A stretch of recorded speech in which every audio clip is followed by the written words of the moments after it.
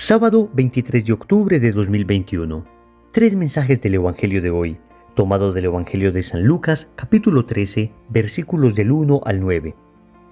En aquel momento se presentaron algunos a contar a Jesús lo de los Galileos, cuya sangre había mezclado Pilato con la de los sacrificios que ofrecían. Jesús respondió: ¿Piensan que esos Galileos eran más pecadores que los demás Galileos porque han padecido todo esto? Les digo que no, y si no se convierten, todos perecerán lo mismo. ¿O aquellos 18 sobre los que cayó la torre en Siloé y los mató, piensan que eran más culpables que los demás habitantes de Jerusalén? Les digo que no, y si no se convierten, todos perecerán de la misma manera. Y les dijo esta parábola: uno tenía una higuera plantada en su viña y fue a buscar fruto en ella y no lo encontró. Dijo entonces al viñador: ya ves, 3 años llevo viniendo a buscar fruto en esta higuera y no lo encuentro. Córtala. ¿Para qué va a perjudicar el terreno? Pero el viñador respondió: Señor, déjala todavía este año y mientras tanto yo cavaré alrededor y le echaré estiércol a ver si da fruto en adelante. Si no, la puedes cortar. Palabra del Señor. Gloria a ti, Señor Jesús. Queridos amigos, continuamos en la lectura del Evangelio de San Lucas. Entramos ya al capítulo 13 de este Evangelio. Y hoy vamos a reflexionar 3 bellos mensajes del mismo. Primero, si no te conviertes, perecerás. Segundo, con los otros sí, conmigo no. Tercero, la paciencia de Dios. Vamos con el primer punto. Si no te conviertes, perecerás. Queridos amigos, en 2 ocasiones a lo largo de este Evangelio, el Señor dice que si no nos convertimos, pereceremos. Si no te conviertes, perecerás. Es lo primero que el Evangelio nos viene a decir hoy a todos nosotros. De hecho, se narran 2 acontecimientos históricos y conocidos de aquella época. El primero fue un asesinato que Poncio Pilato hizo a unos galileos, y el segundo fue un accidente, al parecer, de una torre que mató 18 personas. Entonces, el Señor, cuando le preguntan por esos acontecimientos, se vale de estos sucesos cotidianos para anunciar la palabra. Nosotros podemos prender las noticias hoy y encontraremos cualquier cantidad de acontecimientos semejantes a estos. Accidentes, muertes, eventos que se podían prevenir y otros eventos que no. El caso es que el Señor nos está mostrando que en todos esos acontecimientos debemos poner la mirada en la necesidad de nuestra propia conversión. En ocasiones nos quedamos simplemente con el hecho, pero se nos olvida que detrás de ese hecho hay una invitación de Dios. Ojo, no estoy diciendo que Dios sea el que produzca estos hechos, pero el Señor en el Evangelio de hoy nos está enseñando a extraer un mensaje de conversión de cada uno de esos acontecimientos. Y a mí esto me sorprende del Evangelio, porque el Señor no se queda en la novelería del hecho, sino que el Señor va más allá, va más profundo. El Señor apunta a la conversión. Amigos, si de verdad nosotros de cada acontecimiento que estamos escuchando, que estamos viendo, acontecimientos que tal vez nos suceden a nosotros, lo primero que hiciéramos fuera entender aquí un llamado a la conversión, ¿cómo sería de distinta nuestra vida? Porque todos necesitamos conversión. Es una advertencia fuerte del Evangelio.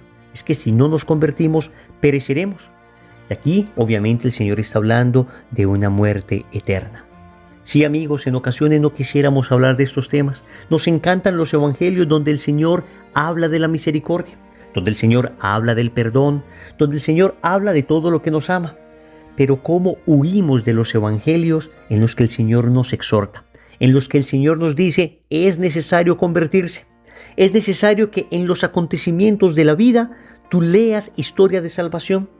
Es necesario que todo esto te sirva para la conversión. Y esto, queridos amigos, es necesario predicarlo, entenderlo y creerlo para que el Evangelio sea completo. No podemos tener un Evangelio mutilado, un Evangelio del que solo extraemos las partes que nos gustan. Pero cuando hay textos fuertes como los de hoy, donde el Señor nos dice, te debes convertir para que no perezcas eternamente, entonces simplemente disimulamos el Evangelio, simplemente no tocamos este tema, simplemente consideramos que esto es políticamente incorrecto y por consiguiente, pues ni hablarlo. No, amigos, el Evangelio es como es. Es espada de doble filo. Espada de doble filo porque por una parte tiene el filo de la misericordia, pero por otra tiene el filo de la justicia. Y no podemos prescindir del Evangelio cuando no nos gusta lo que escuchamos. Hoy el Señor te está llamando a ti y a mí a la conversión. Hoy el Señor nos está diciendo cómo va tu camino de entrega, cómo va tu camino de vida cristiana, cómo va tu transformación moral.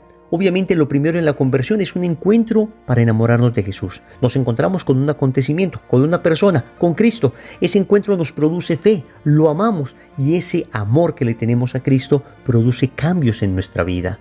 Produce cambios verdaderos. Porque dice el Señor, si me aman, guardarán mi palabra. No puede ser que digamos, estoy en camino de conversión, pero estoy demasiado cómodo en el pecado mortal. No he salido del pecado mortal. Hombre, ciertamente tenemos debilidad y ciertamente caemos una y otra vez, pero no podemos quedarnos allí estancados. Lo primero que debemos hacer si de verdad amamos al Señor es un paso al estado de gracia. Salir definitivamente del pecado, es decir, la confesión. Resolver cualquier situación que me implique estar en un estado habitual de pecado. Se resuelve esa situación con la ayuda de la gracia, se confiesa uno y empieza a caminar. Habrán resbalones, habrá momentos difíciles, sin embargo, la gracia de Dios nunca nos faltará. Amigos, hoy el Evangelio nos exhorta. Si no nos convertimos, pereceremos. Segundo, con los otros sí, conmigo no. Noten que al Señor le hacen una pregunta un poco malintencionada. De alguna manera, estas personas que le preguntan a Jesús están diciendo, estos galileos que murieron eran muy pecadores y por eso murieron. Estos otros que fueron aplastados por la torre de Siloé eran muy pecadores y por eso murieron. A ese propósito, yo quisiera leerles un extracto de la explicación que da de este texto la Biblia de Monseñor Juan Straubinger, una Biblia preciosísima que tiene bellísimas interpretaciones. Y así dice: como los amigos de Job, tenemos tendencia a pensar que los que reciben a nuestra vista grandes pruebas son los más culpables. Jesús rectifica esta presunción de penetrar los juicios divinos y de ver la paja en el ojo ajeno, mostrando una vez más, como lo hizo desde el principio de su predicación, que nadie puede creerse exento de pecado y por consiguiente que a todos es indispensable el arrepentimiento y la actitud de un corazón contrito delante de Dios. Hasta aquí el texto de Monseñor Juan Straubinger. Sí, amigos, nosotros tenemos esa tentación de pensar que son los otros los pecadores, pero yo no. Y como ellos son pecadores, a ellos les debe pasar cosas malas y a mí no, que no soy tan pecador. Cuando uno tiene esa equivocada visión de la realidad, entonces termina perdiendo la fe. Porque, a decir verdad, acontecimientos difíciles, duros, adversos, accidentes, situaciones que no podíamos evitar, que ni siquiera podíamos prever, nos suceden a todos, a grandes pecadores y a grandes santos, a personas que no han empezado su camino de conversión y a los que sí van caminando. La diferencia, amigos, no es propiamente lo que sucede afuera, sino lo que sucede adentro. Es decir, la diferencia es el estado de gracia, la manera como se afronta la realidad. Un cáncer puede caer a una persona que está muy lejos de Dios o una persona que está muy cerca de Dios. Y entonces yo no puedo decir, Señor, ¿por qué a mí? Si yo soy bueno, ¿por qué a mí si voy a misa? ¿Por qué a mí si estoy confesado? Amigos, porque es la realidad a la que nos redujo el pecado original. Somos mortales, nos enfermamos y morimos. La gracia de Dios nos garantiza el cielo eterno y después una resurrección maravillosa en la que ya no habrá dolor, ya no habrá muerte, ya no habrá sufrimiento.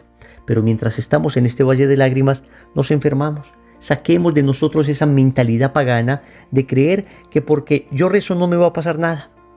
Amigos, yo rezo y lo primero es que encuentro la gracia de Dios. Y esa gracia de Dios me enseña a afrontar de una manera distinta los acontecimientos de la vida. Ya tengo una visión sobrenatural de la realidad. Ahora el sufrimiento puede asumir un sentido. Y esto, digamos, sí puede ser una bendición que recibimos aquellas personas que estamos en los caminos de Dios. comprender que el sufrimiento se puede ofrecer, que lo podemos unir a la cruz de Cristo, que los dolores de la vida, por difíciles que sean, no se desperdician si se viven en gracia de Dios y unidos a la cruz de Cristo, si se ofrecen estos dolores. Pero no podemos decir a ellos sí y a nosotros no. Que con los otros pasen cosas, pero conmigo no, que estoy muy cerquita de Dios. Por eso es muy importante leer frecuentemente la vida de los santos, porque esto exorciza inmediatamente esa equivocada idea. ¿Quién es más cerca de Dios que los santos? ¿Y cuánto padecieron? ¿Y cuánto sufrieron? Es que el estar cerca de Dios aquí nos garantiza la eternidad. Se lo dijo la Virgen a Santa Bernardita: no te prometo hacerte feliz en esta tierra, pero sí en el cielo. Obviamente tampoco significa que seguir al Señor pues vaya a traer para nosotros más dolores, más sufrimientos, más enfermedades que otra persona que no sigue al Señor. Tampoco funciona a la inversa, porque hay personas a los que se les va la mano hacia el otro lado. Unos piensan, como estoy con Dios no me va a pasar nada, y otros piensan, como estoy con Dios me debe pasar todo. Amigos, tampoco es así, tampoco es así. El Señor nos va a dar una cruz con peso, talla y medida, es decir, aquella que podamos soportar, ni más ni menos. El Señor no permitirá pruebas por encima de nuestras fuerzas. Así que, ánimo, el Señor está contigo. Tercero, la paciencia de Dios. El Señor concluye con una parábola. Es la parábola de la higuera estéril. Y viene el dueño de la viña a pedirle al viñador que corte esa higuera. Y sin embargo, el viñador intercede por la higuera para que el Señor le dé más tiempo. En esta figura es el Padre Celestial el dueño de la viña y Jesús es el viñador. Y entonces es como si el Padre Celestial estuviera diciendo a Jesús: la viña no está produciendo fruto, Israel no está produciendo fruto. Y en cambio Jesús le dice: Padre, esperemos un poco más a ver si produce fruto, y si no, será cortada. Más allá de Israel, podemos hablar de cada uno de nosotros.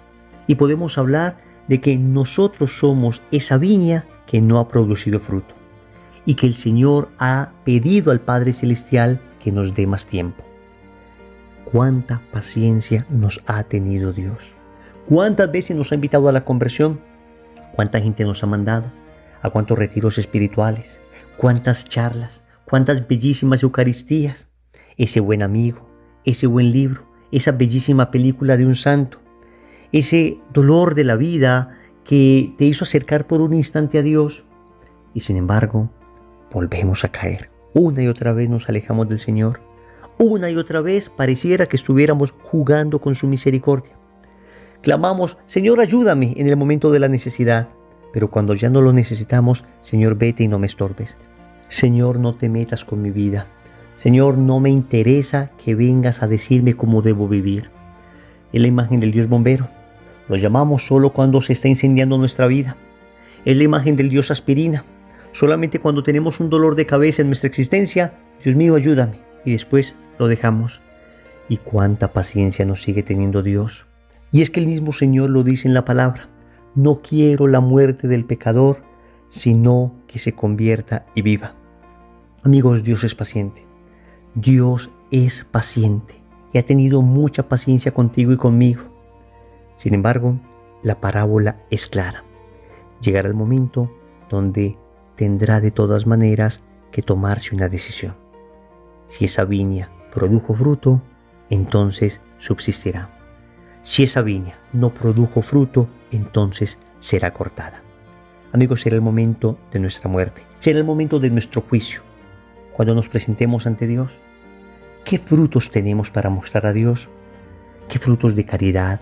¿Qué frutos de bondad? ¿Qué frutos de justicia social? ¿Qué frutos de oración? ¿Qué frutos de virtud? ¿Qué frutos de entrega generosa por el bien de los más necesitados? ¿Qué frutos de entrega generosa a nuestro Dios? Nos cuestiona hoy el Evangelio. Por eso oremos pidiendo al Señor la gracia. Amado Señor, hoy venimos ante tu presencia y venimos a suplicarte la gracia de la conversión. Por mis propios medios no soy capaz de convertirme. Lo he intentado una y mil veces he caído. He intentado dejar ese vicio y no he podido. He intentado salir de ese pecado que me tiene esclavizado y todavía no he tenido las fuerzas. Por eso hoy suplico tu gracia, porque si tú me das el don de tu Espíritu, podré hacerlo y podré vivir una conversión sincera, auténtica, verdadera. Podré ser liberado definitivamente de la esclavitud del pecado. Hoy también purificas la imagen que tenía de ti, exorcizas ideas equivocadas a través de la palabra, Señor. Esa idea que yo tenía de que porque medio rezo, porque medio oro, porque medio estoy cerca de ti, a mí no me va a pasar nada malo. Y que en cambio lo que sucede de malo a los demás es porque son pecadores. Hoy, Señor, me doy cuenta que la diferencia, la marca es el estado de gracia. Y que podrán sucederme cosas también, pero que tú nunca permitirás que nada suceda por encima de mis fuerzas. Y estando en tu gracia, podré soportarlo todo. Unido a ti, Señor, ofreciendo mis dolores a tu cruz, uniéndome a tu amor crucificado, podré resistir, Señor, y no perder la fe. Finalmente te agradezco toda la paciencia que has tenido conmigo y te suplico la gracia de que la sigas teniendo. Y te suplico la gracia de poder dar el fruto que tú quieres que dé. Señor, dame lo que me pides y pídeme lo que quieras. Amén. Recordemos entonces, primero, si no te conviertes, perecerás. Segundo, con los otros sí, conmigo no. Tercero, la paciencia de Dios. Compromiso. Vamos a buscar el sacramento de la confesión para empezar una verdadera conversión. En el nombre del Padre, y del Hijo, y del Espíritu Santo. Amén.